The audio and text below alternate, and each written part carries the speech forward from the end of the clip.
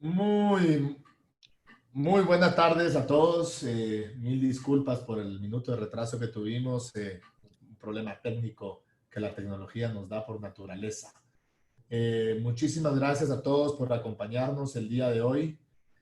Hoy vamos a hablar de un tema bastante, a veces un poco aburrido para algunos, un poco lejano para otros, pero increíblemente importante para todos.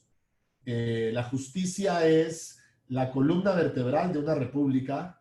La justicia es probablemente la herramienta más cruel que puede tener el Estado o una fuerza del Estado para lastimar o para golpear a un individuo, pero también es la herramienta más importante para proteger los derechos individuales, que son los más importantes y los sagrados que tenemos todos los ciudadanos, realmente todos los humanos, pero en Guatemala, pues todos los ciudadanos guatemaltecos.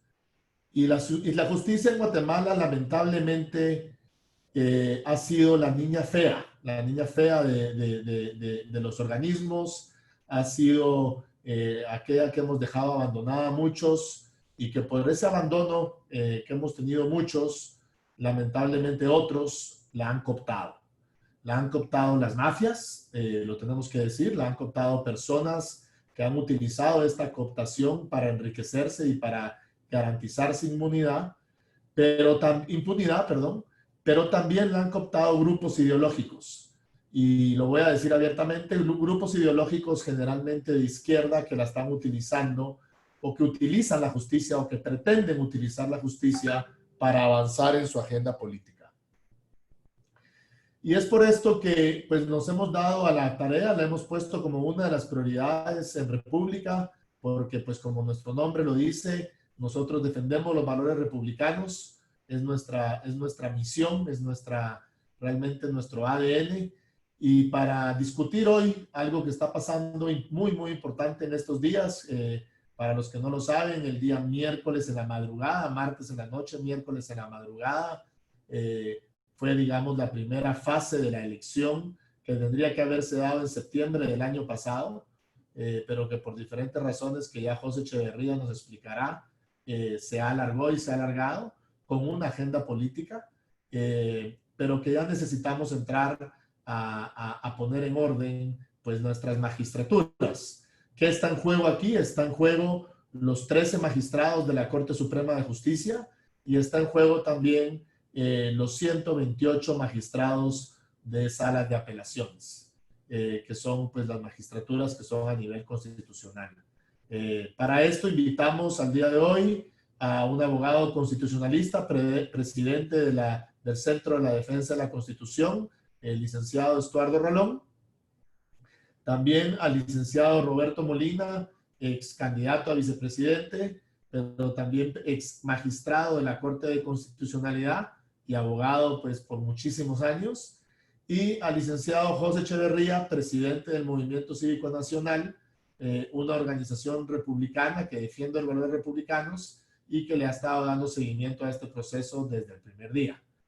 Le damos gracias a Ferco, a Cementos Progreso y a Banco Industrial por permitirnos, por acompañarnos, pero sobre todo gracias a ustedes, a toda la audiencia que nos permite entrar hoy en sus casas vía estas pantallas digitales que tenemos.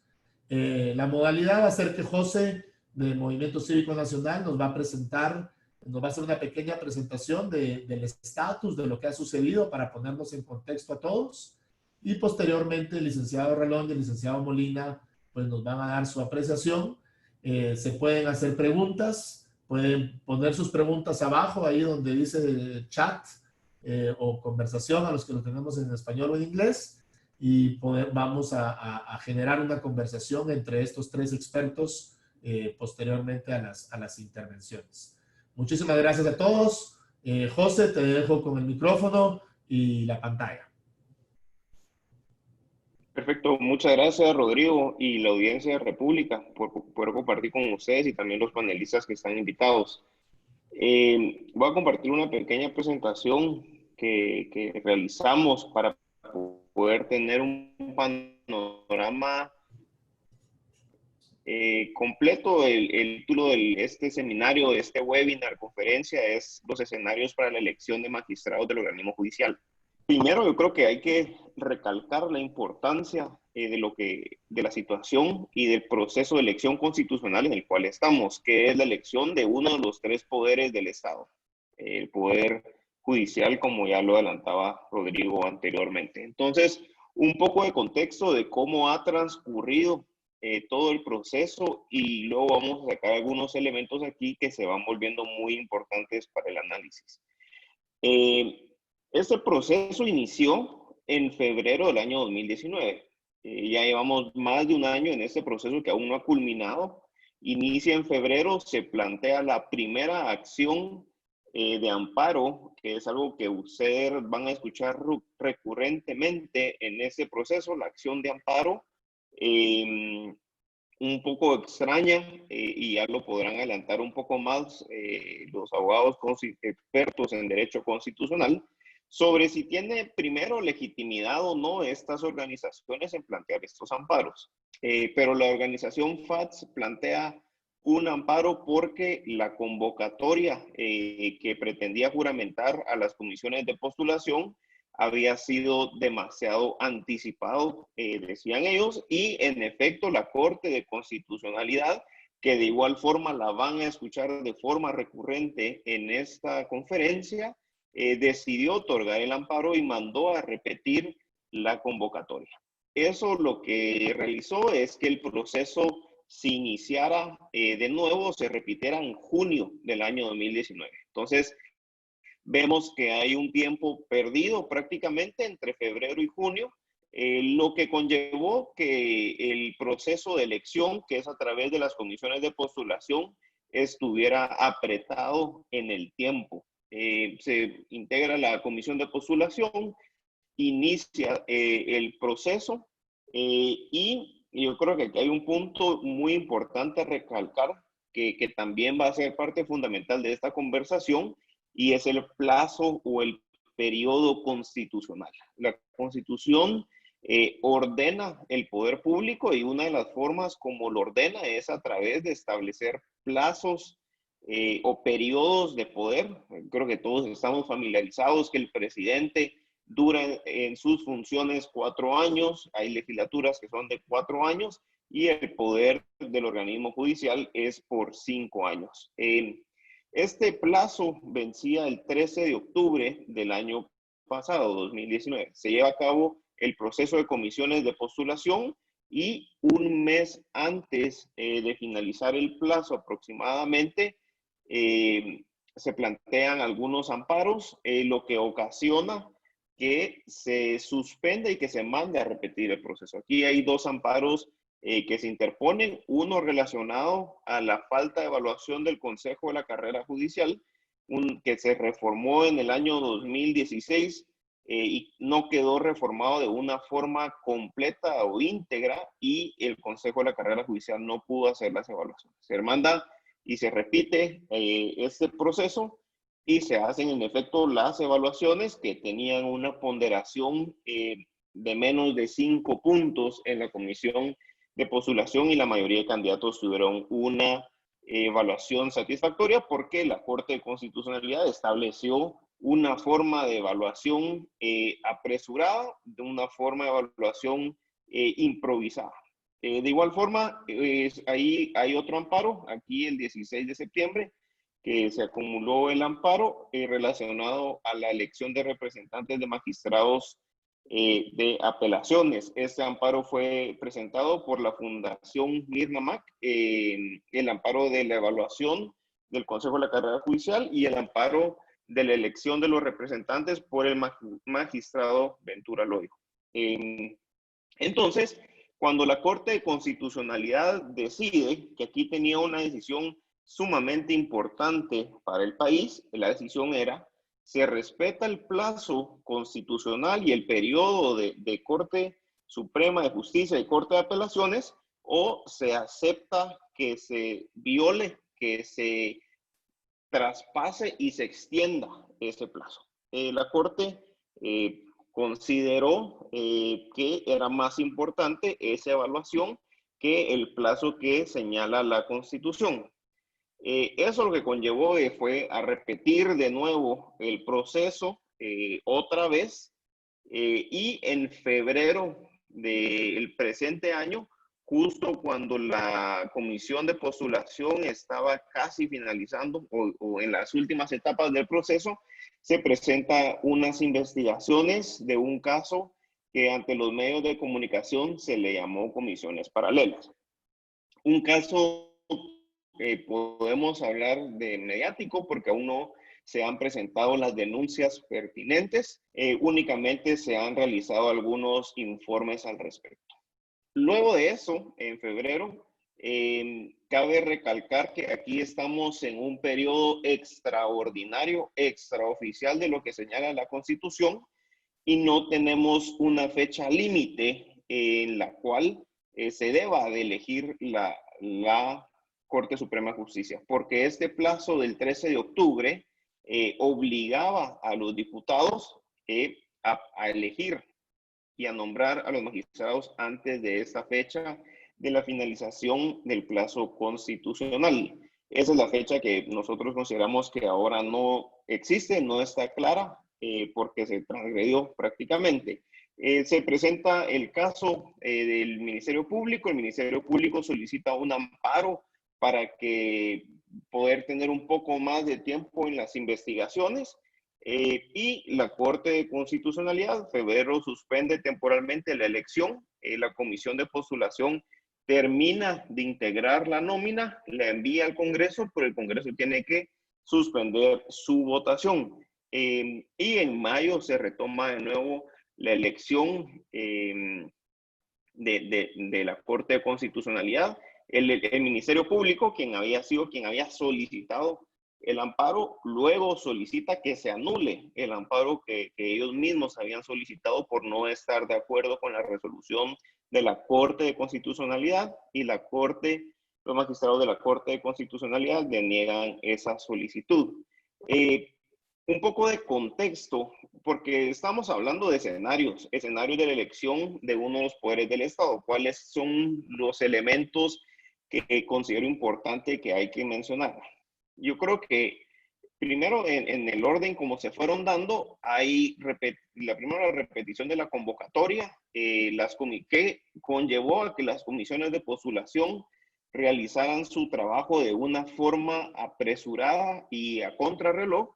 La suspensión del proceso nuevamente por la falta de evaluación del Consejo de la Carrera y lo que se aducía de la elección de los magistrados de apelaciones, que aquí cabe mencionar que lo que aducían era que no se había guardado el método de minorías porque únicamente había participado una planilla porque era la única que se había postulado. Luego yo creo que lo más importante es que se da el rompimiento del plazo constitucional en octubre. Y yo creo que aquí hay algo importante que señalar, que es un poco el contexto político que estábamos viviendo el año pasado. Y el año pasado era un año sumamente atípico en Guatemala porque coincidió la elección general de presidente, de diputados y de cortes. El año 2019 los plazos coincidieron, que no es algo que suceda cada 4 años, porque el plazo de la Corte Suprema de Justicia es de 5 y los otros plazos son de 4, como nosotros ya lo sabemos. Luego se da lo último que estábamos hablando, comisiones de postulación en su segunda versión, que prácticamente volvieron a repetir todo lo que ya habían realizado, porque ya habían realizado el trabajo. Luego estamos en este último punto. La sentencia de la Corte de Constitucionalidad es una sentencia sumamente extraña, la última sentencia, que pareciera contradecirse un poco. Yo creo que los factores o elementos importantes, o que yo recalco para ayudar a poner un poco la discusión para los panelistas que van a estar después, es que hace un método o dirige un método de elección que es sumamente engorroso y muy largo. La Corte de Constitucionalidad lo que señala es que se da un plazo de revisión del informe que prepara la FES y el Ministerio Público por 20 días. 5 días después se debe realizar la convocatoria para la elección, que fue lo que vivimos el lunes pasado. La votación señalaba que debería de ser a viva voz, expresando razones en congruencia con el análisis de las personas señaladas o de las personas incluidas en el análisis. Es muy importante porque luego dice que se deben excluir quienes no cumplan los requisitos de idoneidad y honorabilidad. ¿Cómo realiza el Congreso o cómo cumple con esto? Una de las primeras, los diputados votan por los candidatos. Lo que señala la Constitución es que los diputados deben de elegir de una nómina que es el doble de los magistrados a elegir. Si son 13 magistrados de la Corte Suprema de Justicia, vota de una nómina de 26. Entonces yo creo que aquí hay un punto importante porque el Congreso el día lunes no podía decidir modificar la nómina que había recibido de la comisión de postulación, porque si hubieran decidido eso, hubieran tenido que convocar de nuevo a la comisión de postulación para que la nómina estuviera completa a votación, o le da un poco de forma a este método de elección, estableciendo un orden de cómo van a votar. Nosotros, como movimiento cívico, lo que encontramos sumamente preocupante, que es derivado de la sentencia de Corte de Constitucionalidad, que acepta la prolongación del periodo de poder de Corte Suprema de Justicia, es que no hay un periodo o una fecha límite en la cual los diputados ahora estén obligados a elegir Corte Suprema de Justicia y Corte de Apelaciones. Ese es un breve contexto muy rápido de lo que hemos vivido en este año, más de 12 meses, en estos 8 meses, más de 8 meses de retraso en elección de Corte Suprema de Justicia, que creemos que es sumamente necesario evaluar las consecuencias que han tenido las decisiones de los magistrados de la Corte de Constitucionalidad en un ejercicio de rendición de cuentas que es necesario en una república. Gracias, Rodrigo. Muchísimas gracias, José. Pues creo que un resumen bastante ejecutivo de realmente lo que ha sido el viacrucis de estos últimos ya casi 9 meses, 10 meses, ¿verdad? Bueno, un año realmente desde que arrancó el primer amparo. Que yo, pues a lo que concluyo es que la misma gente que tanto critica el mal uso del amparo es la que lo usa mal, ¿verdad? Porque eso fue lo que sucedió en este caso. Increíblemente, pues aquí los amparos sí se dan de una manera muy rápida y muy acertada. Tal vez ahí nos comentará después Estuardo o Roberto cuál es la diferencia, por qué algunos amparos salen más rápidos que otros en la Corte de Constitucionalidad.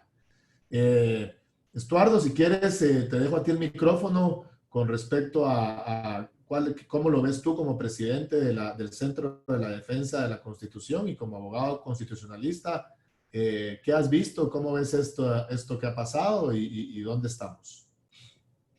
Muchas gracias, Rodrigo. Antes que nada, pues muy buenas tardes. Un placer estar acompañado acá en el panel, tanto por el licenciado Roberto Molina Barreto como el licenciado José Echeverría, y un saludo muy especial a todos los participantes del webinar y que nos siguen el día de hoy.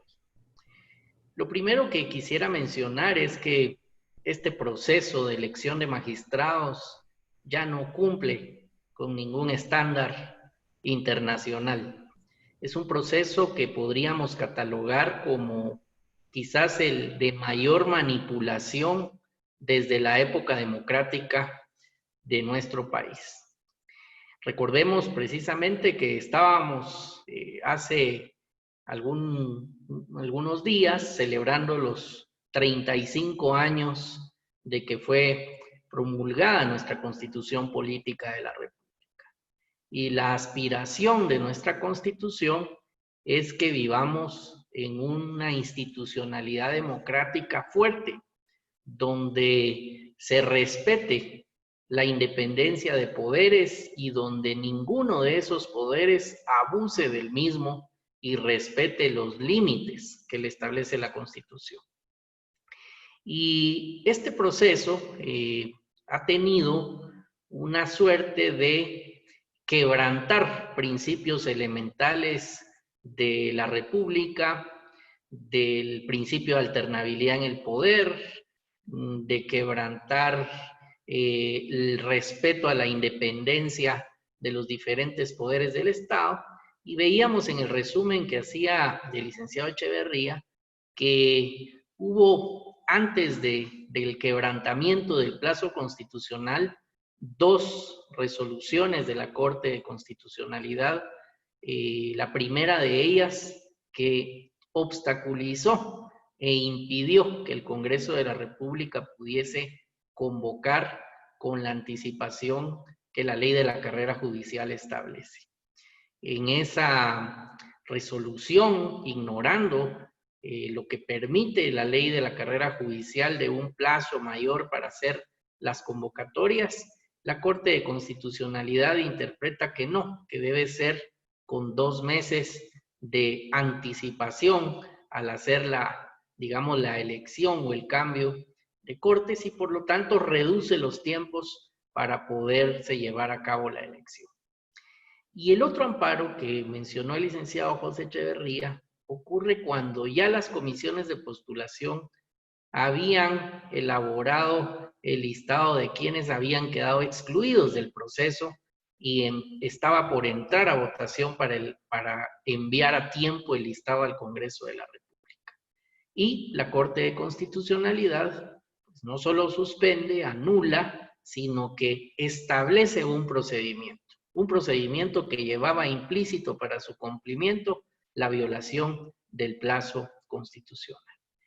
Y cuando estaba a punto, después de haberse ya violentado el plazo de la Constitución y el Congreso tenía la nómina para realizar la votación, pues tenemos el otro amparo que viene por una acción del Ministerio Público por hechos gravísimos de un escándalo de corrupción, de reuniones que se dan al margen del proceso de comisiones y que por lo tanto ponen en suspenso un proceso que ya está fuera del plazo constitucional.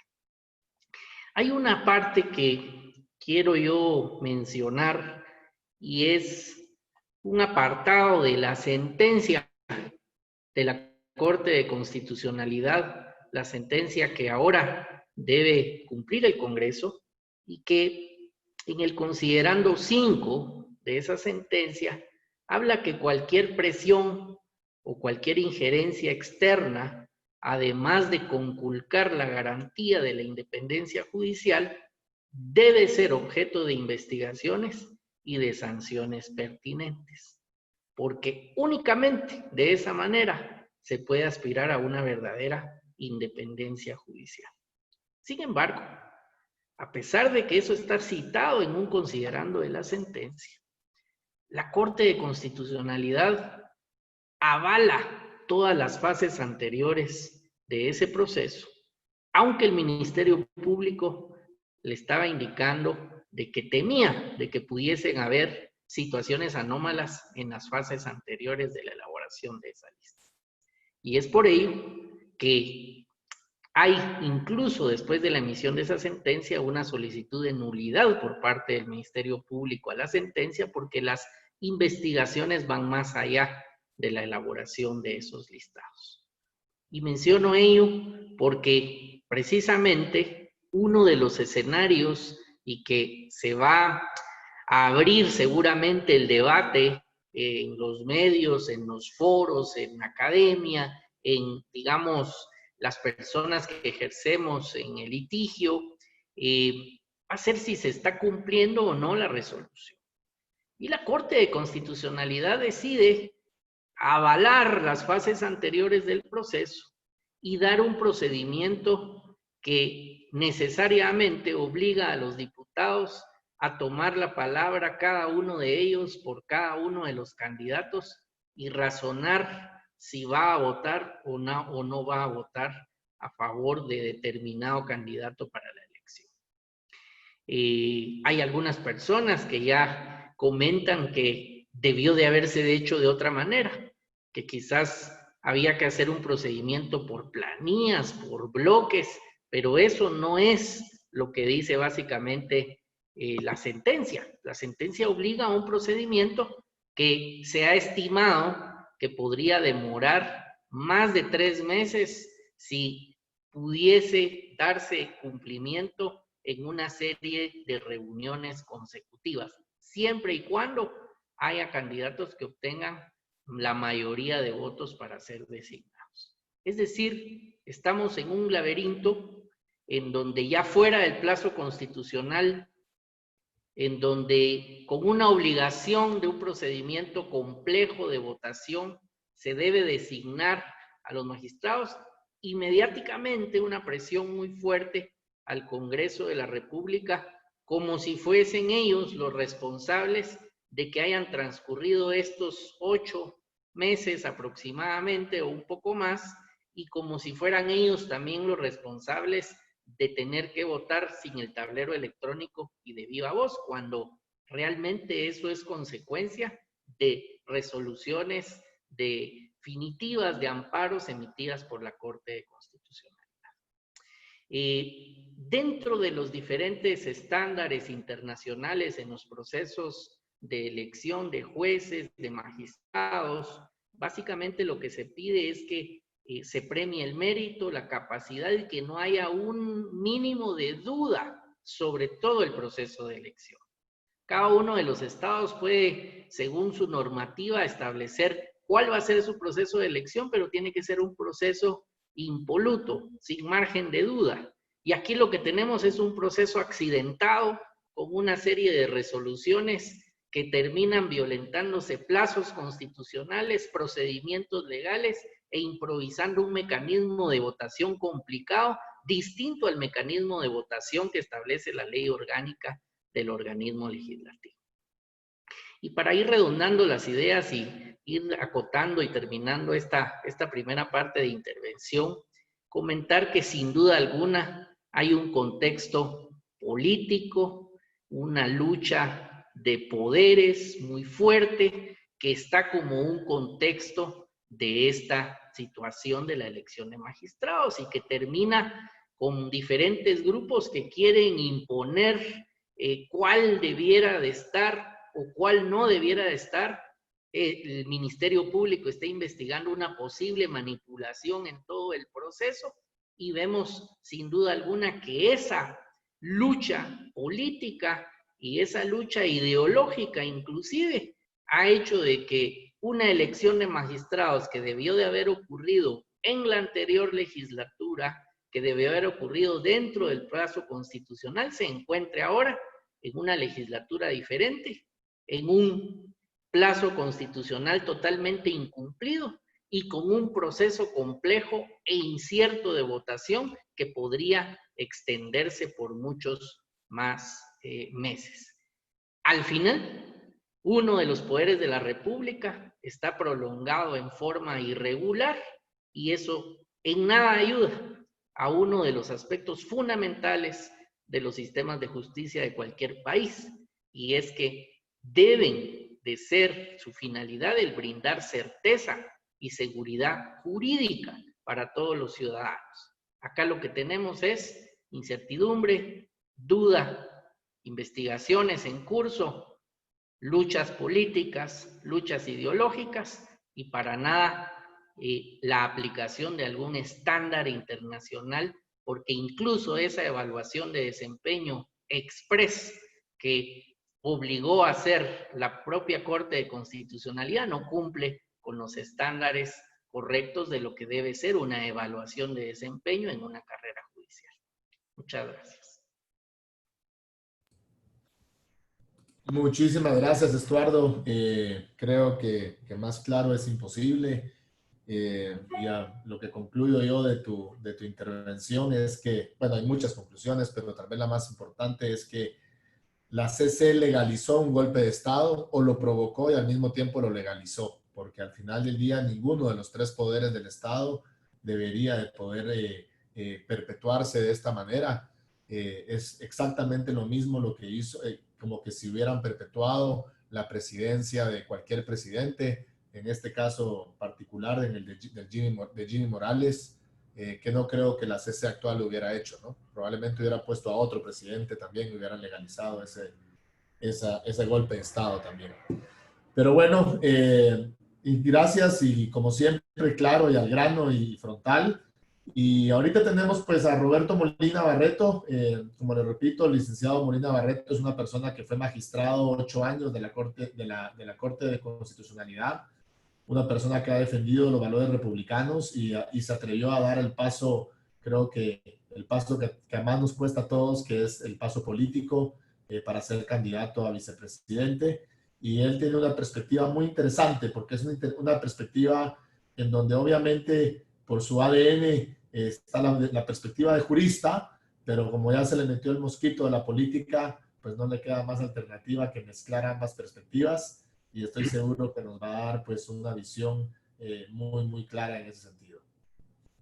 Adelante, Roberto.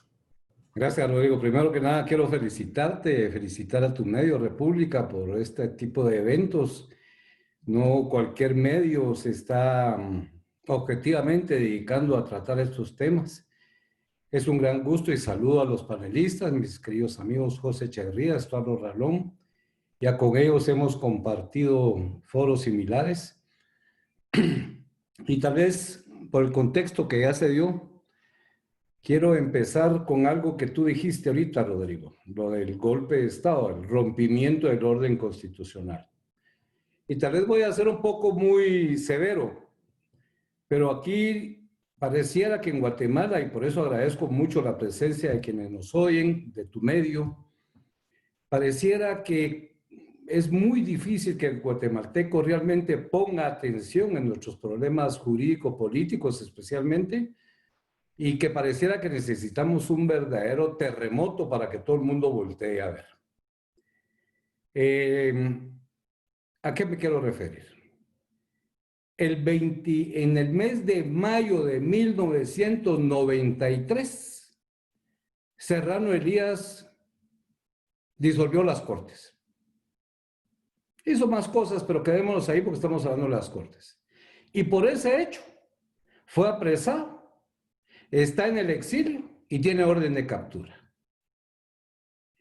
En octubre del año 19, la Corte de Constitucionalidad hace exactamente lo mismo. Disolvió las Cortes. E igual que Serrano hizo sus normas temporales a través de una sentencia, que es la que ahora analizamos.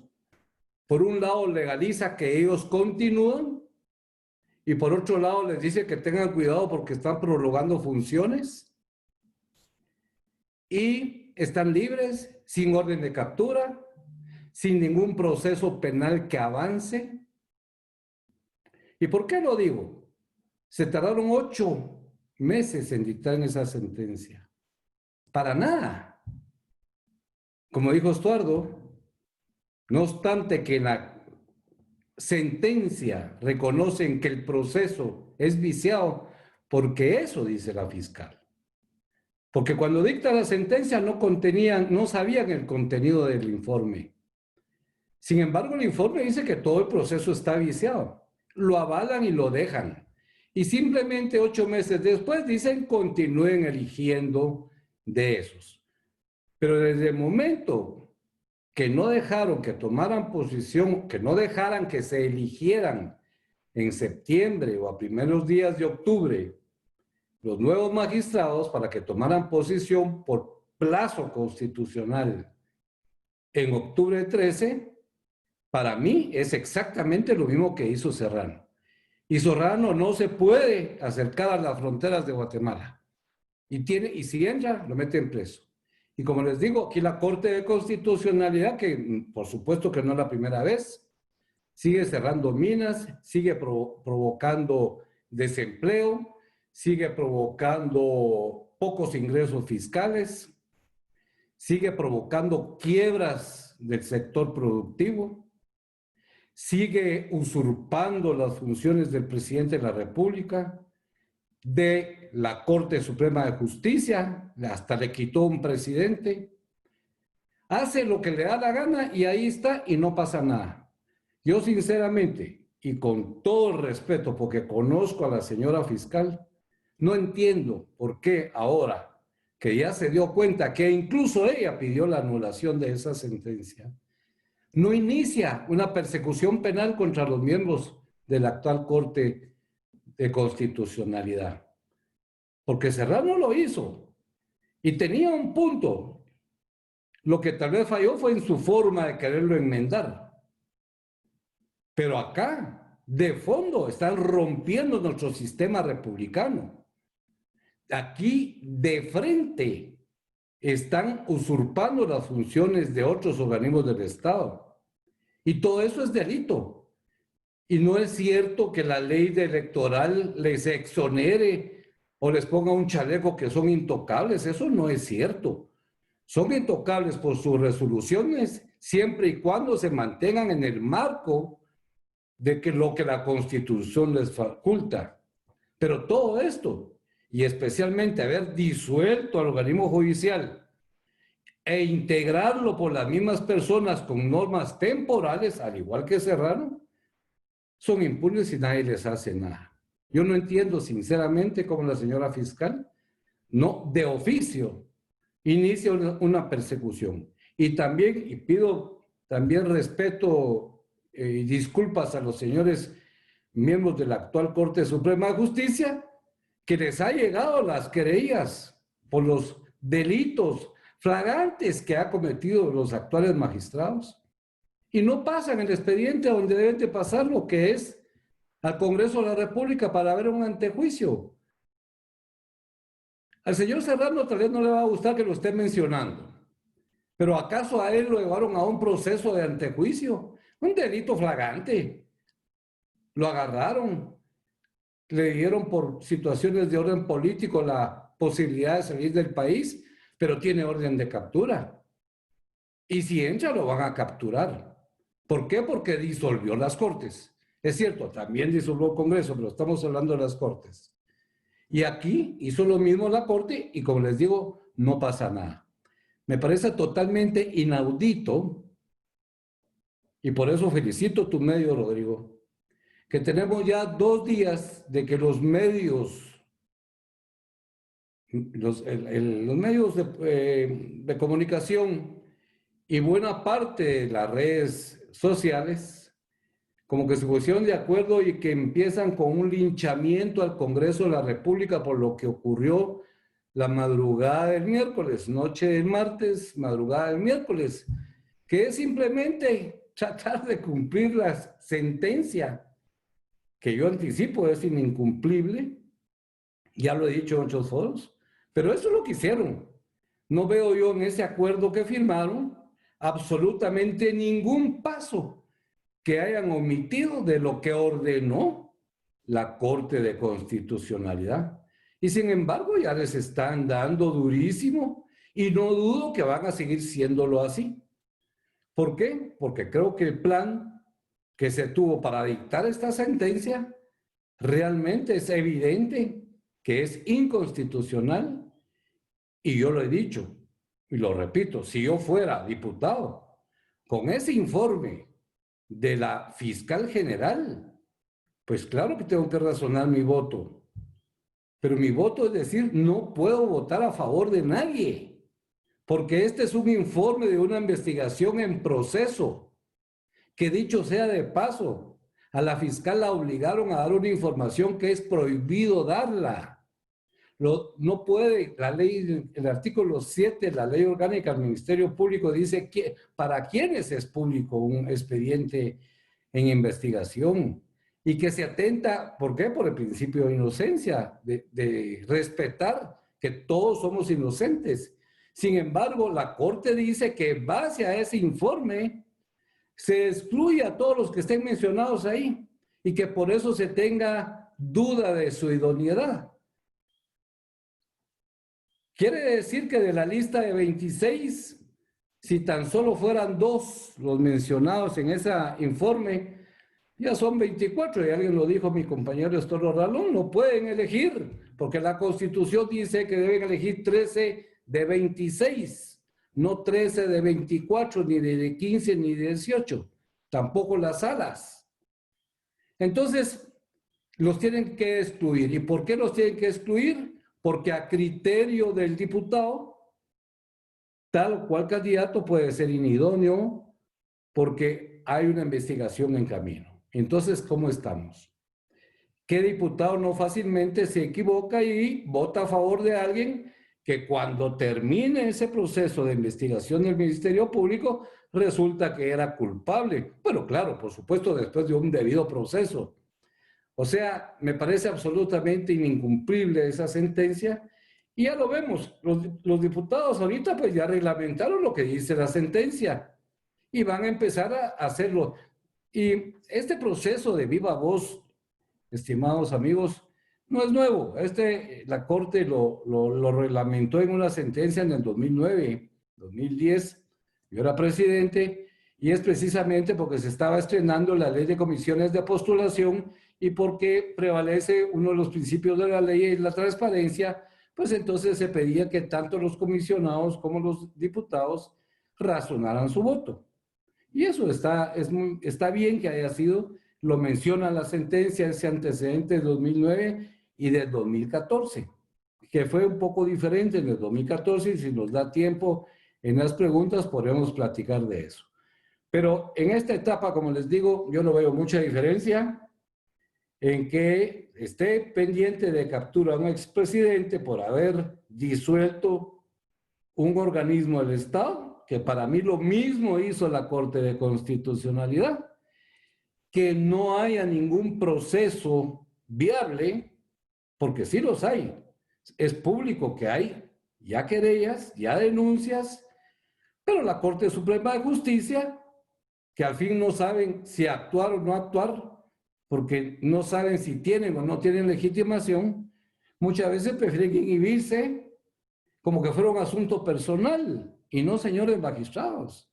Esto es institucional, esto es constitucional, esto es del país, no es del interés personal de alguno de ustedes que pueda o no ser candidato, y hablo de todos los magistrados, tanto de salas como de la Suprema. Si llega un proceso, ustedes tienen que entrarle a conocer. Y si consideran que hay indicios suficientes de que pueden haber cometido un delito los magistrados, los actuales magistrados de la Corte de Constitucionalidad, es su harta obligación pasar eso al Congreso para que ahí se tramite. Conclusión. Tengamos cuidado, porque esto es ideológico, esto es una lucha de poder. Y este linchamiento que ahora se quiere hacer al Congreso, cuando realmente el linchamiento debe ser a quien lo provocó. Y quien lo provocó fue la Corte de Constitucionalidad. Porque para no haber tocado la lista, perdones, ¿para qué carajos entonces esperó 8 meses? ¿Y por qué no esperó un día, pocos días, o no otorgó ese amparo para que se eligiera? Y no importa que después resultaran delincuentes, para eso hay un proceso para quitarlos y ahí están los suplentes para llenar esas plazas. Entonces, sí, Rodrigo, te digo, realmente esto es un callejón sin salida. Y por supuesto que así como somos críticos, también tenemos alternativas de proponer para salir, porque esto no sabemos a dónde vamos a parar. Y hay un momento en que el organismo más poderoso, que es el Congreso de la República, debe tomar una decisión muy fuerte y debe encontrar una salida para renormalizar la Constitución, porque está dañada. La Corte de Constitucionalidad en mayo del 93 renormalizó la Constitución, anuló las normas temporales de Serrano e instaló de nuevo a los magistrados. Y no se suspendió la vigencia de la Constitución. Ahora es la Corte la que rompe el orden constitucional y alguien tiene que renormalizar esto, que por supuesto ellos ya están absolutamente incapaces para hacerlo, pero creo que sí le corresponde al Congreso de la República. Por ahí lo dejaría en esta primera etapa, Rodrigo. Muchas gracias. Muchísimas gracias, Roberto. Sí, la verdad es de que esto es apasionante y es indignante. porque tal vez lo que es muy importante que la gente entienda, y es que la justicia es, hasta que uno no lo vive en carne propia, uno no entiende el daño que a uno le puede hacer una mala justicia en lo individual, ¿verdad? Yo recuerdo cuando yo empecé el primer pleito del debido proceso, que fue cuando capturaron a 57 personas un sábado y los metieron a la cárcel y los tuvieron capturados 60 días. Y yo públicamente salí a exigir debido proceso, porque según yo la Constitución permite que a uno lo tengan detenido solo 30 horas, ¿verdad? Antes de que un juez lo escuche. Y en ese momento los 57 se tomaron 60 días, el juez Galvez fue en particular, en resolverle, y de los 57, 54 fueron ligados a proceso y 3 fueron absueltos o fueron declarados con falta de mérito. Y yo estaba discutiendo con una señora en redes sociales y me dice, pero es que el porcentaje no estuvo tan mal, que solo 54 hayan sido de los 57. Y le digo, seguramente ninguno de los otros 3 es su hijo o su esposo, porque si su hijo o su esposo pasan 60 días en la cárcel o usted y pierde su trabajo y probablemente le hacen lo que se llama una muerte civil, no estaría diciendo lo mismo. Y lo que tenemos que entender es que la justicia es la herramienta que defiende esos derechos individuales y que debe garantizar esos derechos individuales, que son, y por eso es de que es tan importante que entendamos que esto no es un tema de grandes cortes, y no, esto es un tema que nos afecta como ciudadanos de a pie todos los días, y que nuestra libertad o nuestra no libertad depende de eso. Roberto, usted habla de un tema, y Estuardo, realmente, bueno, los 3, y José igual, de luchas políticas e ideológicas. Yo creo que eso es válido en todas partes del mundo. Yo veo que las cortes en Estados Unidos, cuando le toca a un presidente republicano escoger a su candidato, pues ya vimos que hasta los quieren acusar de acosadores sexuales en el último, creo, el penúltimo de Trump. Y lo mismo, pues, o sea, siempre hay un tema ideológico y político en todas partes del mundo en la elección de cortes. Yo aquí lo que veo completamente fuera de lugar es que aquí la izquierda, liderada en su gran parte por Helen Mack, que es la que lidera esta lucha de cortes en la parte ideológica, pues no se atreve a decir que es un tema ideológico, sino que ella lo que hace por medio de su manipulación de fiscalías y otro tipo de herramientas, es que pone a sus contrapartes como mafiosos. Y en efecto, lamentablemente, pues sí, sabemos que hay gente que ha sido muy mafiosa, que ha querido cortar las cortes, pero también hay una lucha legítima del área republicana, del ala derecha, queriendo, y entonces yo creo que la lucha ideológica y política puede ser sana, pero que sea transparente, que no vengamos a decir que no es ideológica o que no es política, y que querramos meter estas dosis de que si no estás de mi lado, entonces sos corrupto, que es lo que ellos han querido hacer. Por ser político e ideológico, se lo pregunto a usted, Roberto, ¿qué opina de esto? Sí,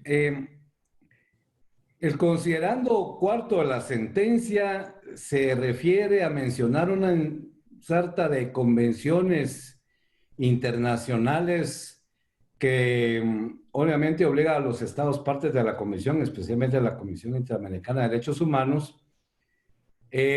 a tener procedimientos de elección de jueces y magistrados para lograr que sean independientes. Y en el considerando quinto, pues hablan mucho de lo que es la corrupción, la injerencia. Y precisamente, no puede haber elección de ningún funcionario público, en mi criterio, ni siquiera de magistrados, que no tengan un alto ingrediente político.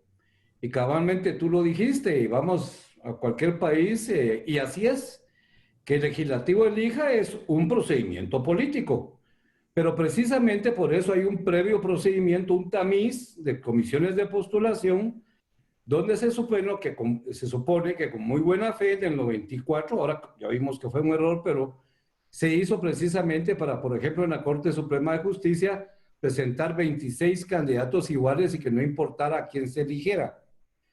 Ahora, cuando viene esa lucha, esos intereses particulares, Y no solo ideológicos, hay intereses económicos, hay religiosos, hay de muchas índoles.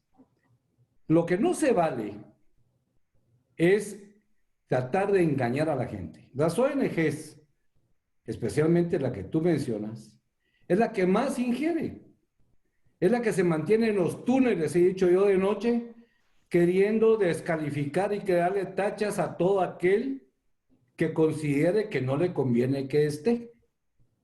Ahora ya es muy difícil, si hubiéramos tenido otro procedimiento de comisiones de postulación, que un profesional que se ha dedicado a esto, que tiene familia, que tiene dignidad, que tiene prestigio, se quiera someter a ese canibalismo que hay en las comisiones de postulación, simplemente porque tal vez tenga una ideología derecha, y eso es válido. Lo que no se vale es que un juez, por ser de izquierda, resuelva en contra de uno de derecha, o por ser evangélico, resuelva en contra de un católico, y perdón, por ser crema en contra de un rojo. Eso es lo que no se vale. Lo que se vale es ser gente capaz, honesta, y que no tenga sesgo para resolver. Pero las injerencias, el interés, todos, y no creo que nos debemos excluir ninguno, tenemos de tener buenos jueces. La mafia, claro que también la tiene para obtener favores. Y por supuesto que el sector productivo, pilares de un sistema económico de un país, le interesa que haya justicia para que se cumplan los contratos que tienen, que haya inversión extranjera. Por supuesto que tienen interés en que sean los mejores profesionales, pero lo que no se vale es mentir y engañar. Y eso es lo que están haciendo. Y finalmente, como dice la sentencia, descalifique todo aquel que usted tenga duda, o sea, que le dan al diputado, ente político, la calidad de fiscal y la calidad de juez, para que, omitiendo el principio de que todo el mundo es inocente, desde ya lo descalifique por tener cualquier tipo de proceso. O sea, es lo que tú dices, la injerencia existe. El lobbying, hasta debería haber una ley de lobbying como existe en Estados Unidos. ¿Por qué no? Pero en buena fe y para lograr un balance en el sistema de justicia. Totalmente. Vamos a regresar a ese punto, pero hay un tema que creo que es importante salir de él para que ya nos concentremos en la parte del Congreso y la elección ahorita actual.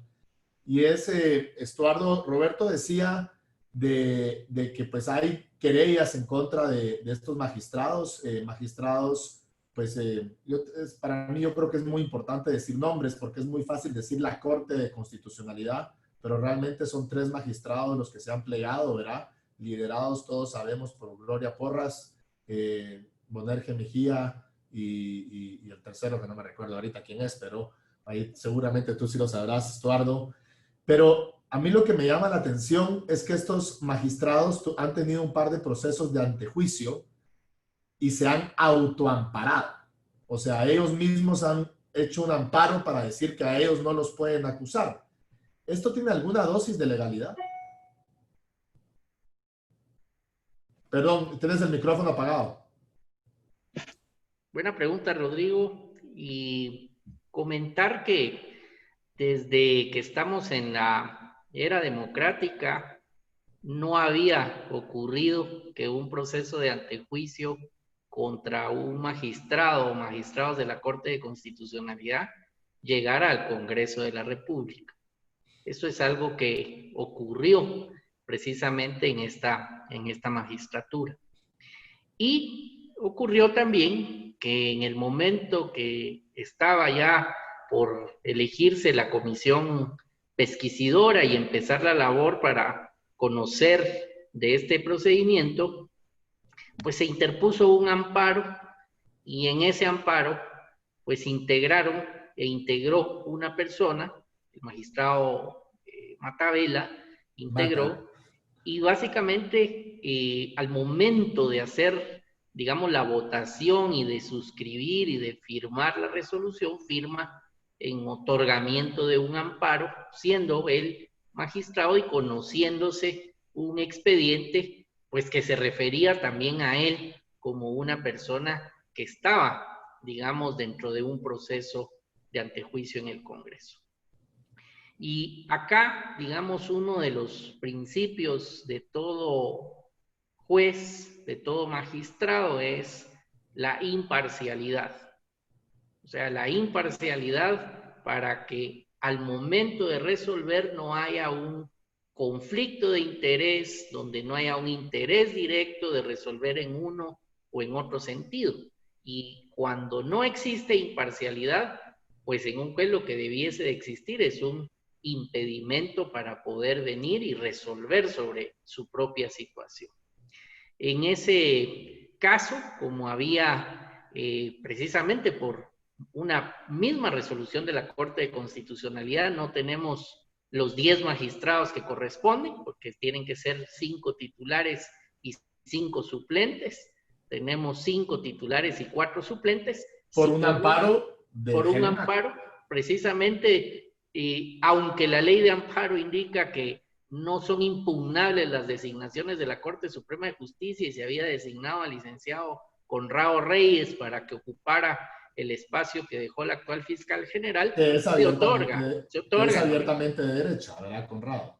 Pero básicamente, digamos, si por un acuerdo tenía que integrar al momento de votar por impedimento, uno esperaría que un juez no resuelva su propia causa. O sea, hemos visto diferentes situaciones. Yo quisiera, aunque no me has comentado algo en sí de los escenarios por el tema del tiempo, me quiero adelantar a los escenarios del tema de elección de las Cortes, porque hemos visto en lo que hemos acá conversado una serie de resoluciones que van más allá del texto constitucional, que van más allá de los plazos constitucionales o que generan condiciones para que los plazos constitucionales se quebranten. Y un escenario que puede darse es que continúen las acciones de amparo, que hayan nuevas acciones mediante las cuales se pretenda que la Corte vaya como guiando qué es prácticamente lo que el Congreso de la República tiene que hacer. Y no solo no puede una Corte de Constitucionalidad suplantar al Congreso de la República, sino tiene que respetar la independencia y el funcionamiento de los poderes del Estado, incluido el Congreso, sino que esto puede dar lugar a una serie todavía de mayor complejidad en donde tengamos diferentes sentencias que tengan que integrarse o leerse ya en un desorden jurídico y en un desorden constitucional, que lo que haría sería extender aún más en el tiempo este ya desorden fuera del plazo constitucional. Ese es un escenario. El otro escenario es que vengan los miembros del Congreso de la República y, como manda la Constitución, resuelvan ellos y voten conforme al criterio de quién puede o quién no puede ser magistrado. Y como hemos visto, también esas resoluciones, una vez designados o electos los magistrados, podrían venir impugnaciones en contra de la toma de posesión de esos magistrados designados. Es decir, no solo ya es complejo el poder llevar a cabo el procedimiento de votación y designación, sino hemos visto que un magistrado designado para la Corte de Constitucionalidad por la Corte Suprema en su plazo constitucional no ha podido tomar posesión ya desde hace más de año y medio, aunque una ley constitucional de amparo dice que esa designación es inimpugnable. Entonces, si no pudo tomar posesión un magistrado designado por un poder de la República dentro del plazo constitucional para tomar posesión en la Corte de Constitucionalidad, pues ya la misma incertidumbre podría darse para que eventualmente pueda o no pueda tomar posesión alguien que resulte designado del Congreso. Ese es otro escenario, es decir, también dejar en que no termina en la votación, sino falta. Ya ocurrió en el año 2014 que estaba el listado, digamos, ya designado por el Congreso y hubo una acción de amparo que impidió la toma de posesión y que afortunadamente de una manera acertada y rápida, la Corte de Constitucionalidad en 30 o 40 días restableció el orden constitucional e instaló básicamente a los magistrados para que completaran periodo, pero ya existió el antecedente de impugnar su toma de posesión. Entonces, en la medida que un tribunal constitucional se extralimita y va más allá de un texto, va más allá de lo que dice una norma, expresa lo que va generando, ya son escenarios, digamos, que son, que pueden ser manipulables políticamente. Y aquí se hablaba de lo político. Sí, es válido que en un Congreso haya un debate político. Es válido que en un Congreso hayan personas que tengan diferente ideología. Es válido que en la ciudadanía haya una diversidad de criterio y de opinión y de emisión del pensamiento. Pero la diferencia entre la política y el derecho es que el derecho es el que le marca los límites al ejercicio de esa política, y quien da el ejemplo, pues es el Poder Judicial y en este caso el Poder Constitucional. Ese poder que imparte justicia se debe a la Constitución, se debe a las leyes, no al vaivén de un pensamiento político como tal, sino es a la norma. Y solo te pregunto, en estos eternos amparos que estamos viendo últimamente, ¿verdad? Que además de eso son los mismos actores siempre. ¿Ves tú algún riesgo de que la misma corte que le toca entregar en abril del año entrante pueda jugar este juego de autoampararse para perpetuarse en sus sillas?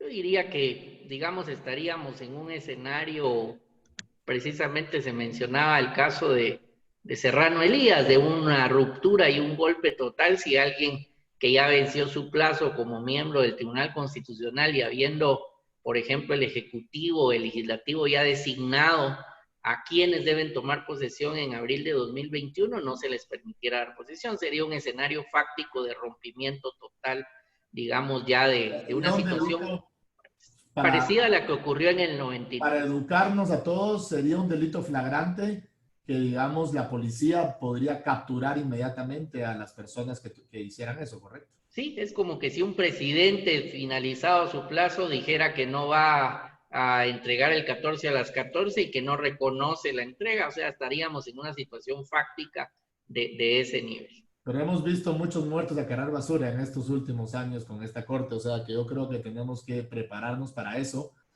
Y José, yo ahí quisiera, gracias Estuardo, y José, yo ahí quisiera pasarte a vos la pelota con respecto al Congreso.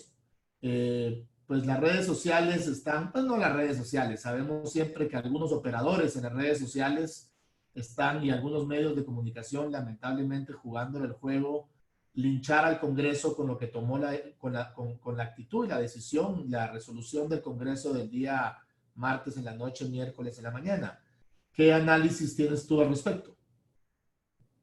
Sí, yo creo que hay varios puntos interesantes e importantes de poder señalar. El primero es que, en efecto, y es una realidad, el Congreso es de las instituciones que menos confianza tiene con la ciudadanía. Entonces, el desafío de eso es que muchos grupos con interés aprovechan esa mala fama o esa poca confianza que tiene el Congreso en general para discursos meramente ideológicos o políticos. Pero yo creo que lo sucedido el lunes en el Congreso fue una primera parte positiva. Normaron y dieron un poco más de forma. Yo creo que aquí lo que tenemos que hablar es de certeza jurídica, porque lo que no hay es, o lo que se está afectando es la certeza jurídica. Ese orden preestablecido de normas y de condiciones en las cuales los ciudadanos pueden participar y actuar en una sociedad.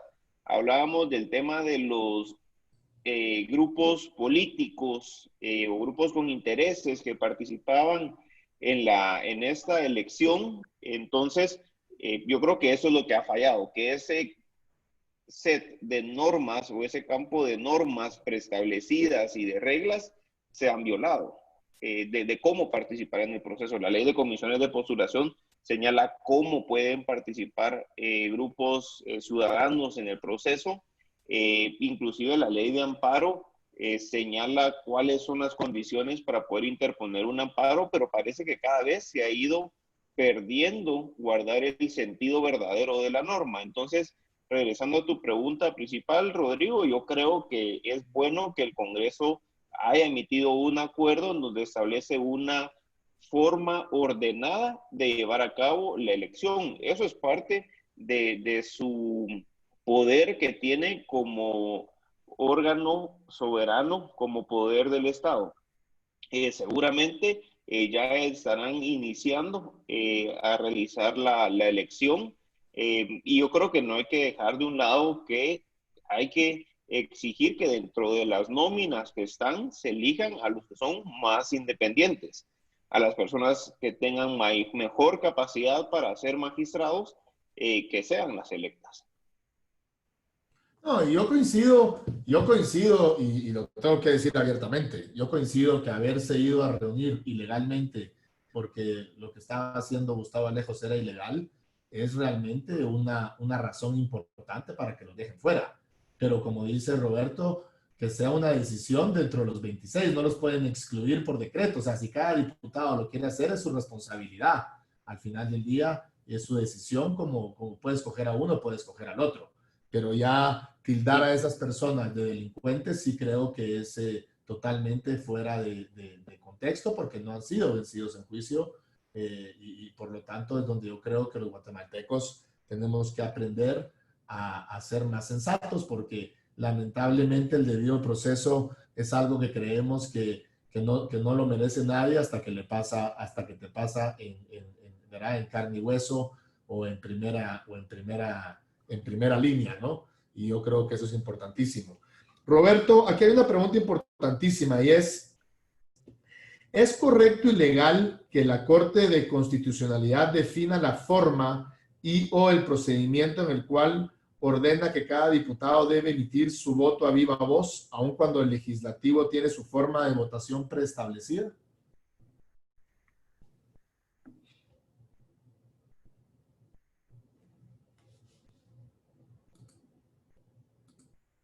Perdón, Roberto, tiene su micrófono apagado. Perdón, sí. Pues decía que yo pienso que sí. La función esencial de la Corte de Constitucionalidad como institución, no hablo de esta magistratura, es resguardar el orden constitucional. Y para eso puede usar cualquier mecanismo legal. Y precisamente en el 2009 se aprobó la Ley de Comisiones de Postulación que privilegiaba el principio de transparencia. Y publicidad. Y en la primera vez que se eligió a la Corte Suprema de Justicia con la ley, yo les contaba, realmente hubo 3 nombramientos que se tuvieron que repetir por parte del Congreso de la República, porque eligieron a 3 que no podían ser elegibles. ¿Por qué? Porque uno era contratista del Estado, el otro era hermano de un diputado, y el otro tenía otro problema que no recuerdo, y entonces se utilizó, como digo, de los suplentes para rellenar esas plazas, y si no mal recuerdo, creo que por eso entró Ter Maldana de magistrado, pero no me recuerdo, no me lo tomen al pie de la letra. Pero yo eso no lo veo, y por eso hay 2 precedentes ya sentados, este sería ya el tercero de la Corte, en la cual cuando hay una situación tan importante, pues mejor dicho, contribuye con ese principio de transparencia el que se deba razonar, especialmente porque ahora para todo mencionan el artículo 113, la capacidad, la honestidad, y entonces yo no veo que se esté violentando el procedimiento del Congreso de la República. Ya lo ha hecho. Aquí la única diferencia es que en lugar del tablero, pues va a decir por qué vota a favor o por qué vota en contra. Aquí lo ilegal es que le estén diciendo que primero excluye en base a un informe, no la posición esa de razonar el por qué vota o no vota. Y si usted agarramos ese informe, Yo sinceramente, como si yo fuera congresista, lo repito, no podría votar a favor de nadie, porque esa investigación ya anunció la fiscal que va a continuar. Y por eso ella pidió la anulación de esa sentencia. O sea, ella sabe que esa sentencia es ilegal.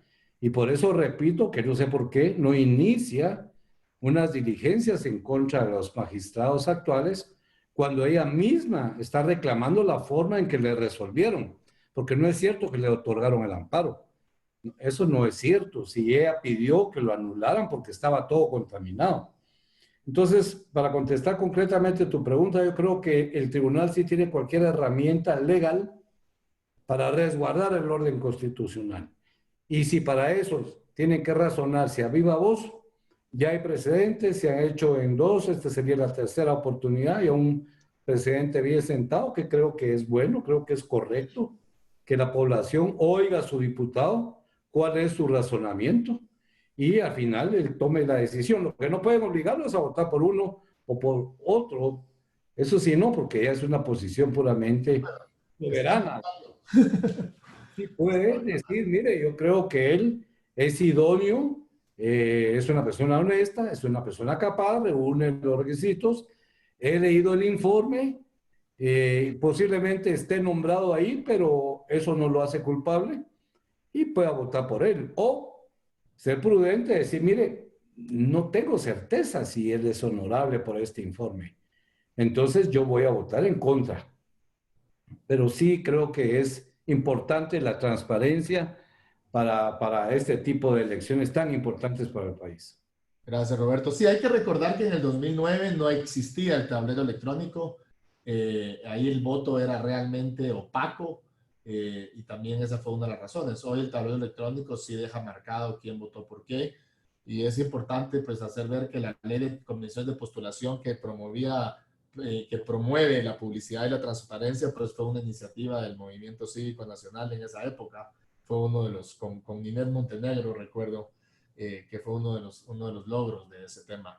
Estuardo, una pregunta también aquí importante y es, si los diputados eligen excluyendo candidato de las nóminas, ¿se transforman en coautores o cómplices de los delitos cometidos por los magistrados de la CC?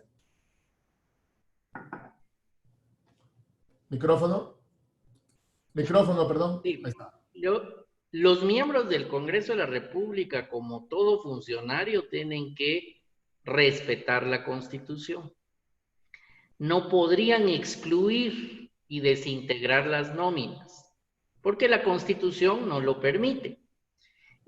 Por ejemplo, les llegó una nómina de 26 y la Constitución dice, de la nómina de 26, vote usted por 13. Por lo que no podrían desintegrar las nóminas, no podrían excluir, porque eso sería una actuación violatoria de la Constitución. De la misma manera, en el caso de las magistraturas de apelaciones, es el doble de las personas que deben ocupar las magistraturas, el doble de número. Si ellos desintegran ese listado, estarían violando la Constitución. O sea, cada persona es responsable de sus propios actos y cada, digamos, diputado, cuando tomó posesión, juró defender la Constitución y apegarse a la Constitución. Entonces, los miembros del Congreso tienen que actuar apegados a la Constitución y no pueden ellos venir y desintegrar las nóminas y elegir, por ejemplo, de 20 personas o de 18 personas, 13, porque la Constitución dice que es de 26 para Corte Suprema y del doble de personas. Y la otra cuestión es que esa sentencia habla en el tema de la exclusión que se deberían de abstenerse de votar por personas que pudiesen estar señaladas en el informe del Ministerio Público. Y para la Corte Suprema de Justicia, el Ministerio Público indica que del listado de 26 para Corte Suprema, 22 de los candidatos tienen algún proceso en el Ministerio Público. Eso quiere decir que solo 4 personas no tienen un proceso en el Ministerio Público. O sea, esas son las contradicciones de la propia sentencia, porque aún si fuera un congresista a violentar la Constitución y se tuviese que abstener de los señalados en el informe para Corte Suprema, no hay 13 personas que aparezcan sin un proceso penal en el mismo informe del Ministerio Público, y aún en un informe que es preliminar y que se indica que se está en investigación. Yo quiero sobre esa parte tal vez complementar otra idea, y es que en esta parte de ir perdiendo o desordenando lo que habla la Constitución, la ley, un desorden institucional, la Corte Suprema de Justicia ha perdido su carácter de Suprema, de Corte Suprema, porque todas sus resoluciones van a una revisión y normalmente en los últimos tiempos se la revierten en la Corte de Constitucionalidad. Según también lo que se ha establecido cuando sale el Consejo de la Carrera Judicial a nivel de ley ordinaria, el Consejo de la Carrera Judicial invade facultades de la Corte Suprema de Justicia. Facultades que están por Constitución, e incluso la designación de hacia dónde van a ir los magistrados electos, pues ya no le corresponden tampoco a la Corte Suprema. Entonces la Corte Suprema al final, lo que le va quedando es designar un titular y un suplente a la Corte de Constitucionalidad. Y le va quedando a medias, porque hablábamos acá en la charla que designó al licenciado Conrado Reyes para llenar la suplencia en la Corte de Constitucionalidad, que no es impugnable su designación, pero no ha podido tomar posesión ese magistrado que designó. Entonces, ¿por qué menciono esto? Porque este contexto de lucha política, o sea, desde ese análisis es ¿qué está en juego? ¿Está en juego la designación de las cortes o se está pensando en la Corte de Constitucionalidad? Lo que está en juego es quiénes son esas 2 personas que la Corte Suprema va a designar en abril de 2021 para la Corte de Constitucionalidad. Porque lo que es la parte administrativa es un consejo de la carrera judicial, y la parte de resoluciones de fondo no terminan siendo definitivas porque será la Corte de Constitucionalidad la que resuelva. Y a esto todavía le agregamos algo más, que si no se respetan los límites en un tribunal constitucional y termina imponiéndose por encima de los 3 poderes, pues en lugar de ser un defensor del orden constitucional es un máximo poder que se impone a los demás, y eso también hace más atractivo para ciertos grupos que no necesariamente buscan fortalecer el Estado de Derecho el poder llegar a tener una mayoría en un máximo poder que ya se desborda y se extralimita, debilitando la institucionalidad democrática. Lo que hace grande a un tribunal constitucional es el respetar sus límites para que los otros poderes funcionen correctamente, ponerle freno a las arbitrariedades, pero lo que distorsiona su función es cuando deja de ser freno, deja de ser árbitro y pasa a ser un jugador político que puede suplantar en ciertas decisiones al Ejecutivo, suplantar al Legislativo, suplantar al Judicial. Guatemala tiene que aspirar a un Estado de Derecho fuerte. Y a la Cancillería, no olvidemos, también a la Cancillería. Así es, tiene que construir una república, y con el diseño constitucional que tenemos, eso será posible con una Corte de Constitucionalidad que respete sus propios límites. De lo contrario, estaremos yendo en una caída libre cada vez más complicada, en un agujero más difícil del cual nos costará mucho tiempo salir. Muchas gracias, Estuardo. Muchísimas gracias. Ya vamos cerrando. José, si no hubieran más amparos, que son lamentablemente imposibles de prever, un poquito como los casos de coronavirus ahora todos los días, ¿cuándo deberíamos de tener electas las nuevas cortes y cuándo deberíamos de tenerlas electas y qué pasaría con el plazo constitucional de esta nueva elección? ¿Qué pasa con estos 9 meses? ¿Son perdidos o se prorrogan después? ¿Qué pasa?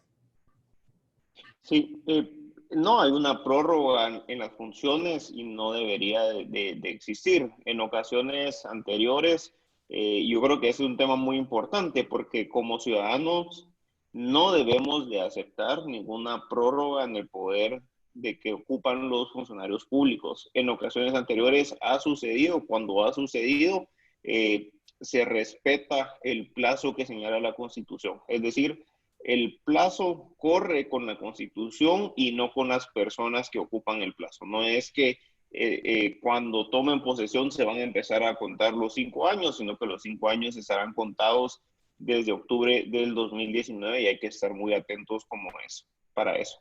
El punto que mencionabas, Rodrigo, sobre cuándo tendremos integrada una Corte Suprema de Justicia o cuándo estará electa Corte de Apelaciones, aún es incierto. Yo creo que entramos a este laberinto de falta de certeza jurídica derivado a que la Corte de Constitucionalidad aceptó que se violara ese plazo. Entonces, no existe un plazo fatal o perentorio o límite en el cual tengan que elegir ante los diputados. Sin embargo, yo creo que los diputados deben de cumplir con su función constitucional de nombrar a los magistrados que les corresponde. Deben de hacerlo de una forma transparente, razonando su voto, eligiendo a los más idóneos, a los más independientes, a los que no tengan esas faltas graves hacia su independencia. Yo creo que es otro punto interesante analizar y rápidamente lo menciono, y es que los diputados cuando llegan al pleno llegan con un trabajo ya hecho previamente. No es que lleguen al pleno a discutir y hablar, que puedan hablar únicamente en el pleno para ponerse de acuerdo por quién elegir, porque tienen que ponerse de acuerdo. Eso yo creo que los diputados tienen que trabajar en eso, tienen que elegir cortes de una forma pronta, como lo señala la Constitución, porque yo creo que también haciendo una breve reflexión sobre el momento que estamos viviendo como país y a nivel mundial de la pandemia, definitivamente necesitamos un sistema judicial consolidado, conformado y fortalecido para poder levantarnos económicamente como país y poder progresar y tener la paz y el desarrollo individual que tanto deseamos los guatemaltecos. Muchísimas gracias, José. Muchísimas gracias, Estuardo. Y Roberto, pues para terminar con usted, creo que lamentablemente el protagonista de este webinar fue la CC. Y lo digo lamentable porque no lo fue en un buen sentido. Me preocupa, le digo, porque yo tengo un caso personal, penal, ahí metido. Ojalá no vaya a servir para que me resuelvan en contra. Pero independientemente de, creo que es importantísimo que la audiencia lo sepa, ¿no? Que esta Corte de Constitucionalidad, en su sesgo ideológico, realmente ha utilizado esa posición para empujar su agenda política. Y pues le quisiera dar el último minuto que nos queda para que usted nos dé una conclusión en esa línea. Pues lamentablemente así es, Rodrigo. Si uno es un analista político, aquí la guerra es por la próxima Corte de Constitucionalidad. No hay ninguna duda. Es ahí todo lo que estos grupos de izquierda especialmente quieren llegar como pináculo de su gestión política, ya que no pueden ganar a través de sistemas democráticos. Es más, han influenciado para que la población no pueda votar por quien quiere. Y hay un ejemplo en el proceso anterior. Así es que no hay ninguna duda que esa es la lucha de poder. Es muy preocupante y tú lo dijiste, se han visto muertos a cargar basura. No me parecería nada extraño si esta corte ha hecho lo increíble. Esta magistratura, porque es esta magistratura, ha hecho lo increíble. ¿Por qué no se va a entronizar de esa manera? Y no tengo ninguna duda de que ese es el verdadero objetivo, Y por eso es que ya tenemos que pensar en una salida. Los congresistas van a hacer su mejor esfuerzo.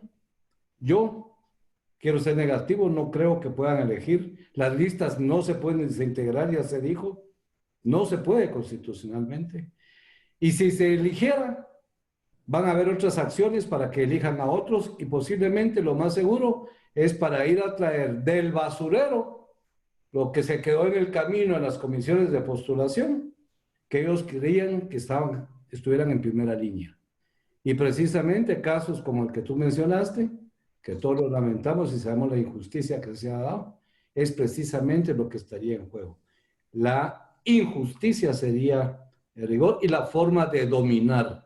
Y por eso todos los grupos, y con todo respeto incluyo a los grupos religiosos, partidos políticos, sector privado, por favor, no solo estemos en reuniones de estas, no solo nos quejemos en grupos, en reuniones, hagamos algo, ni paguemos, no solo también en medios pagar media página y hacer una declaración, eso no es suficiente. Ya tenemos que levantar una verdadera voz de decir hasta aquí, magistratura de la Corte de Constitucionalidad, no más. Es ilegal y nadie está obligado a respetar órdenes ilegales y que los hagan cometer delito. Porque yo voy a complementar algo que tal vez Estuardo no quiso decir. Sí hay una complicidad de parte de los diputados. Sí eligen de una manera que la Constitución no les permite. Gracias. Muchísimas gracias, Roberto. Muchísimas gracias, Estuardo. Muchísimas gracias, José. Muchísimas gracias a Ferco, a Cemento, a Banco Industrial. Y muchísimas gracias a todos los que nos acompañaron el día de hoy. Como les repito, este es un tema que a veces parece aburrido, a veces parece lejano, pero es un tema que es el que realmente rige nuestros derechos individuales, que ese derecho que tenemos todos de la vida, de la libertad y de ser los dueños del fruto de nuestro trabajo, es la justicia la única que nos lo garantiza. Por lo tanto, que nos importe muchísimo, porque si no, a otros sí les importa y lo usan a su beneficio propio. Muchísimas gracias a todos, muy feliz noche y nos vemos la próxima semana en otros webinars de este tipo. Muchas gracias.